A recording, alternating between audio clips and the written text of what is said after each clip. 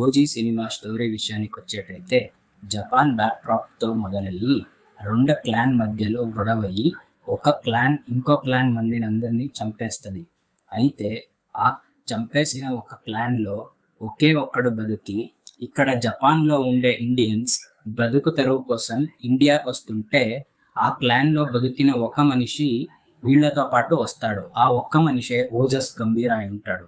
ఈ షిప్పుకి హెడ్ అయిన సత్య దాదా అనేవాడి దగ్గర ఓజస్ గంభీర ఎలా చేరుతాడు, మరియు వాళ్ళు పోర్ట్ కట్టి ఆ పోర్ట్ ని అందరూ ఎలా దక్కించుకోవడానికి వచ్చినా ఓజస్ గంభీర ఎలా దాన్ని కావలుగా ఉంటాడు, మరియు వాళ్లతో వచ్చిన మనుషుల్ని ఆ పోర్ట్ లో బతుకు కోసం ఎలా దారి చేయిస్తాడు, మరియు ఒక కంటైనర్ లో ఉండే ఆర్డిఎక్స్ నుంచి బ్లాస్ట్స్ ని ఎలా కాపాడుతాడు, మరియు ఆపోజిట్ క్లాన్ మనుషుల్ని సీక్రెట్ గా ఎలా చంపుతాడు అన్నదే ఈ యొక్క సినిమా స్టోరీ అయి ఉంటది.